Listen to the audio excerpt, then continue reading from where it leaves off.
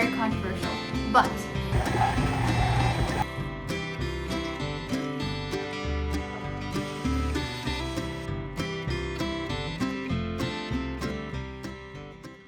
hey y'all, I'm Amy and welcome back to the farm. Today we are in the kitchen and I'm going to be making some dandelion jelly and I'm going to show you how I do it. It is so easy, y'all.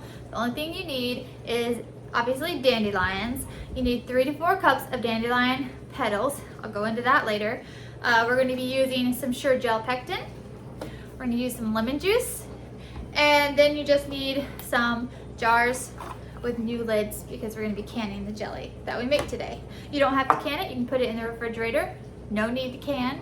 It is a super simple recipe and I'm going to show you how we do it. Okay, I've got my water bath canner set up and getting hot.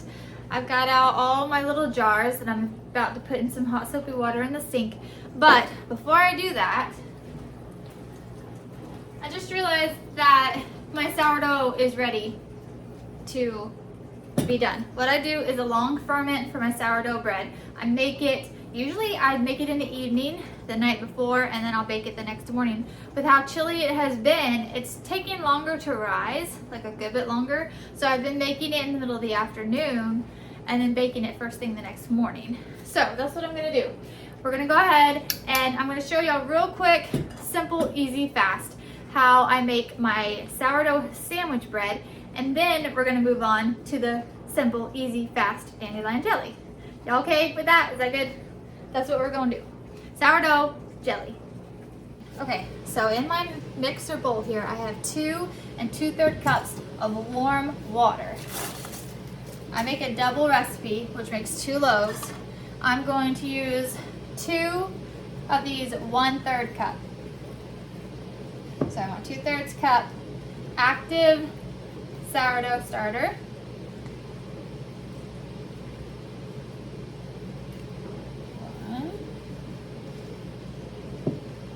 And you will know that your dough is active and ready to use, number 1, when it's full and bubbled, but also when it floats. Floating means it's active and ready. And then what I do is I go ahead and discard however much I need in this jar. Let me explain this real quick. So in this jar, the way I do my sourdough is I do 1/2 cup of discard, 1/2 cup of warm water, and 3/4 cup of flour. I don't weigh anything. No grams, scales, none of that stuff is involved. Okay, because, all right, this is very controversial, but in my way of thinking, back in the day, when sourdough was way back when it was used before, it was just equal parts of everything and by weight, which is why water and starter is heavier than flour, which is why it's more flour than water as far as cup size goes. But it wasn't this huge scientific thing. It was actually pretty simple, pretty basic. Equal parts, feed it. When it's alive and full and growing, you use it, then you feed it again. It's really not hard. It really isn't. And I have been doing this for quite some time now, and this method has never failed me. Okay, so no, I don't weigh. No, I don't do any of that stuff. I keep it simple. So what I'm gonna do is, what I did was I discard until I've been using this jar enough that I know where it's at to be 1/2 cup worth of starter in it. It doesn't have to be actually specifically exactly 1/2 cup, just about 1/2 cup. Okay, y'all, don't need to overcomplicate things. So it's about 1/2 cup left in here now, and I'm gonna put 1/2 cup of warm water in it, and then I'm gonna put about 3/4 of flour in it, and I'm gonna stir it up, and then it'll be ready until tomorrow. So, okay, back to the sourdough bread. Like I said before, I had 2 2/3 cups of warm water, and I added 2/3 cups of my active sourdough starter. Now I'm going to add 1/2 cup of sugar.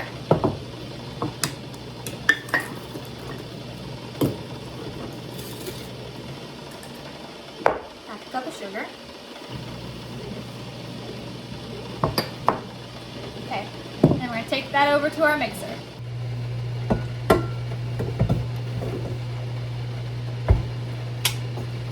Okay, I have that in here with my dough hook. Now what I'm going to do is I'm going to turn this on the lowest setting. Just going to get it started. And I'm going to go grab my olive oil and my salt and my flour. We're going to add 3 tablespoons of olive oil. I have also done this recipe with my lard. You can use lard as well, or you can use butter.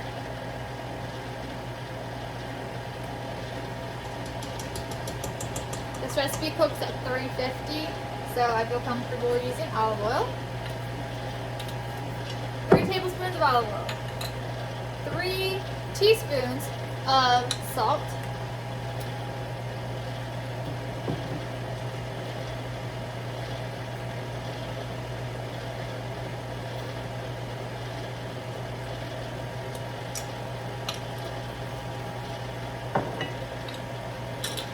And then 6 to 7 cups of flour. And I'm going to use a 1/2 cup measuring cup. And I'm going to gradually add my flour. I usually get to about, because I do the 1/2 cup measuring cups, I count.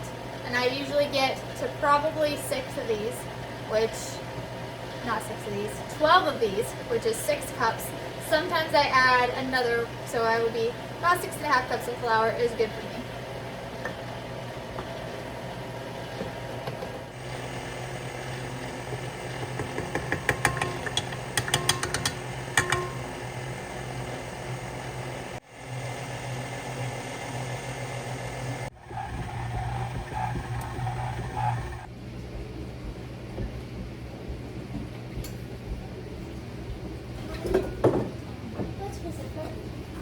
Chicken enchiladas. Alright, so you want a somewhat sticky, not too much, but somewhat sticky dough. And I'm going to set it here and I'm going to cover it with a dish rag. And it's going to sit for about 30 minutes. And then I'm going to transfer it into an oiled, larger bowl. I'm going to do a little bit of stretching and folding. I'll show you when I get to that. And then we're going to cover it and let it sit until tomorrow morning. Now what I'm going to do is probably after I show you the stretch and fold, I'm going to stick in some videos. I think I have some clips of me actually rolling and baking the bread the next morning. I think I did it a couple weeks ago. So I'll stick that in here so you can kind of get an idea of the rest of the process. But for now, I'm going to cover this with a dish rag. We're going to let it sit to the side and we're going to make some jelly. One of the first things that you want to do with your dandelions is you want to remove the petals from the green part. The green part is very bitter and the petals is what you really want. A few green pieces in there is not that big of a deal. So what I did is I peeled part of the green away from the outside where I could get my thumbnail in, and I just kind of squished in and peeled the petals out and away from the green part. It left me with black thumbnails, just so you know. If you don't want stained black thumbnails, you'll want to use scissors. But once I separated all the petals from the greens, then I put it to soak for 24 hours. We're going to make a tea. Okay, it's going to sit for 24 hours. So what you're going to do is you're going to get 3 to 4 cups of petals per 4 cups of boiling water. I had 2 batches. I'm doing 2 batches today. So this is my tea. So what I did is I had about 6.5 cups of petals and I put them in a bowl, and then I boiled 8 cups of water and I poured that over, and then I covered it and I put it in the refrigerator for 24 hours. Then I pulled it out and I used a bandana. You can use cheesecloth or a very fine mesh strainer. I just used a bandana, y'all, and I strained the liquid off from the petals. Now, you need 3 to 4 cups per batch of jelly. As I mentioned before, if you're going to do a pack of pectin jelly, what you're going to do is 1 batch at a time. You don't want to do multiple batches all at one time, because then your jelly doesn't have enough surface space to properly gel. So we do one batch at a time. First thing that I'm going to need here is 3 to 4 cups of the tea for my first batch of jelly. I don't know exactly how much I have here, so I'm going to go ahead and measure out. I'm going to put 3 cups in here. It kind of settled, so I swished and stirred it around some. So I've got 3 cups here. I'm going to go ahead and put that into my pot. And we'll see how much else we've got.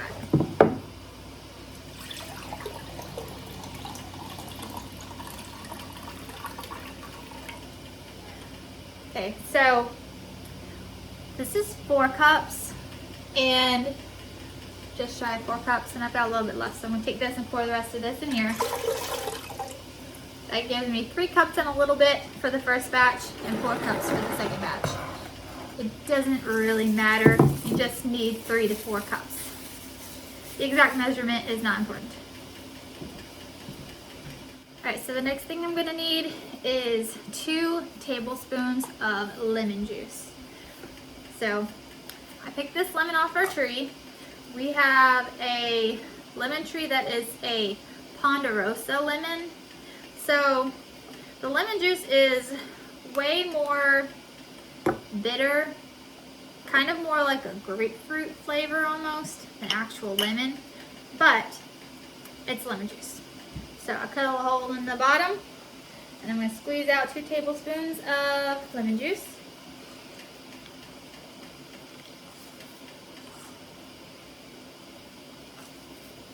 You see what I'm doing? Yeah.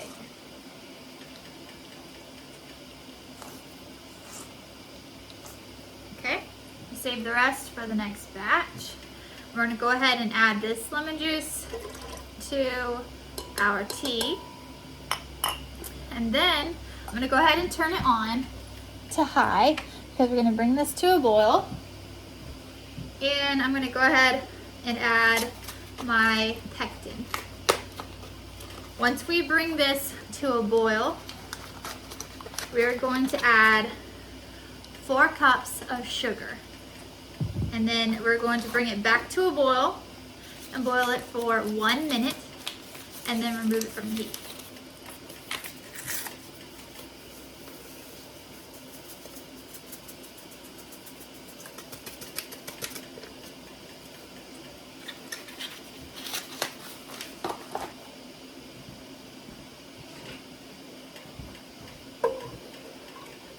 Stir that and get that combined, and then we're going to let it come to a boil. While I'm doing that, before we put the sugar in, and while I'm waiting for this to come to a boil for the first time, I'm going to go ahead and grab what I need to can this jelly. Okay, I've got myself a rag here. I got my funnel. I got my little tool for measuring the distance from the rim. I've got a wet rag to wipe the rim. And over here, I have my thicker towel for setting the jars on when they're done, and my grabbers. So now, what I'm gonna do, and I took the lid off of that in preparation. So, now we're just going to bring this to a boil. It's almost there. Okay, y'all, we're at a boil, so I'm going to add the sugar while stirring. And then we want to bring it back to a boil, a hard rolling boil. So once it hits a hard rolling boil, we're going to let it boil for 1 minute and then remove it from the heat, stirring constantly.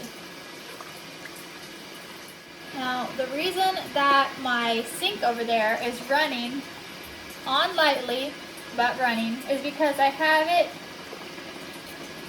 want the water as hot as possible, because my jars are in a sink full of hot soapy water. When they are done, when I'm ready to pull a jar to fill, I'm going to pull it out of the hot soapy water, and I'm going to rinse it with water before I bring it over here. And I do not want to rinse it with cold water. I want it to stay as hot as possible. Okay, this is the rolling boil that we want.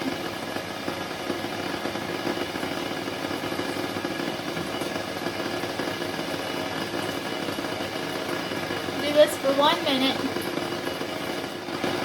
Okay, after 1 minute, we remove it from the heat.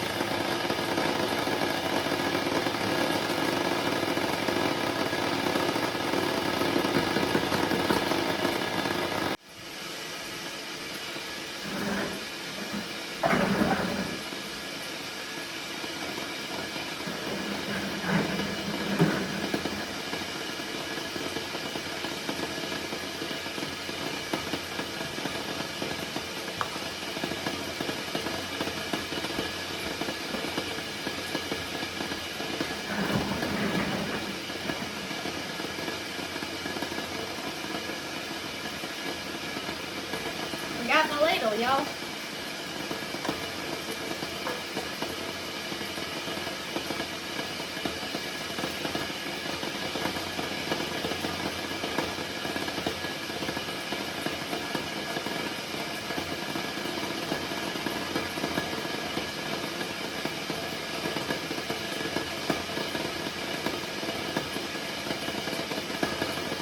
I'm just gonna fill it to 1/4 inch at the top, which is this first notch that goes along the rim. And I'm going to do that right down the rim. Put on the seal. Y'all, I don't know why my canner is making that sound. It's so loud. I don't know what's wrong. I lifted it up off the eye and it's not. I don't know.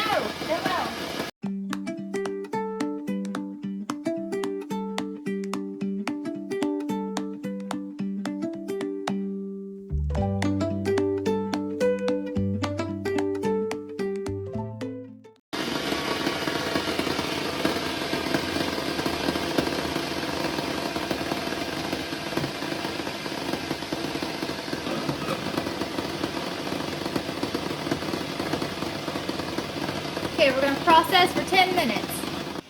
Okay, while I've got that going for the next 10 minutes, I'm going to go ahead and do my dough. So, this is what it looks like. What I have here is a large bowl that I've just greased with some butter. And then we're going to get this out and put it in here.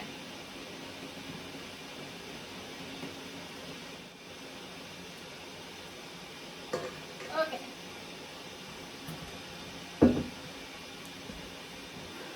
So now what I do is I stretch and fold. And fold it in, pull, stretch, fold it in. It looks really sticky, but it's not that bad. Stretch, fold it in, and turn it, stretch, fold it in. And I just keep working my way around the circle, stretching and folding it. I don't do this too many times, just a few times. Stretch, and fold, and push inward.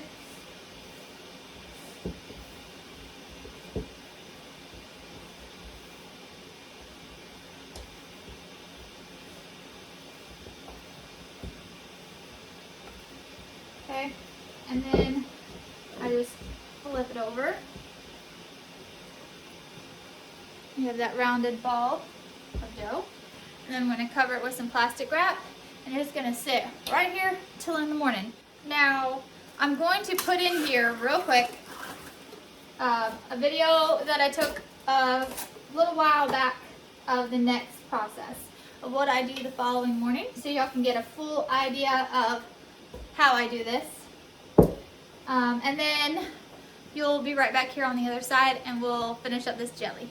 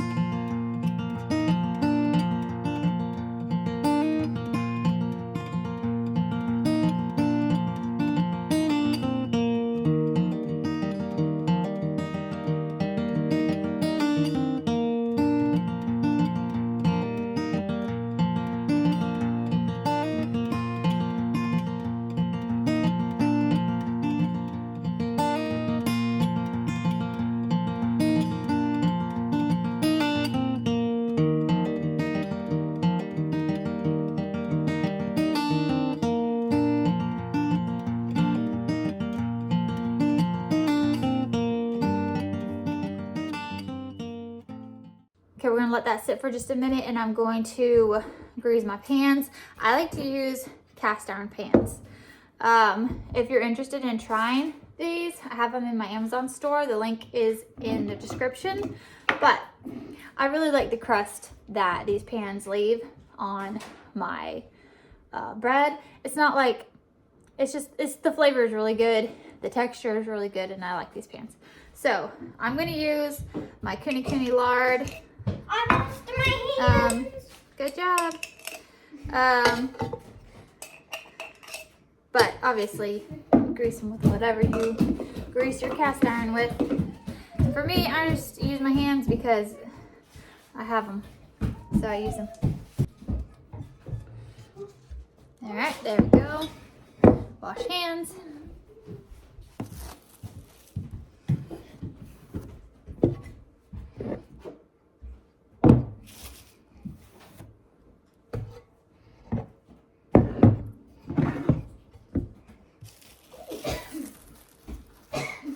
Okay, now that's gonna sit there for about an hour or two until it rises.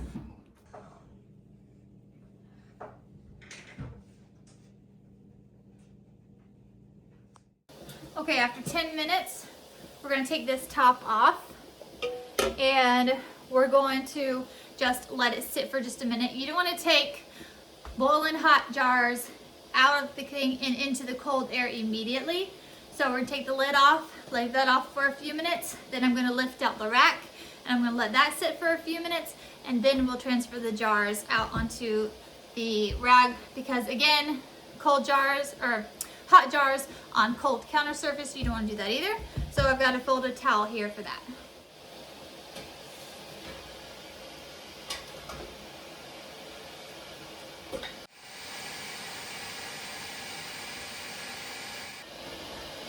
What, baby? Okay, go wash them off in the faucet and then touch the door handle. Don't grab the door with muddy hands.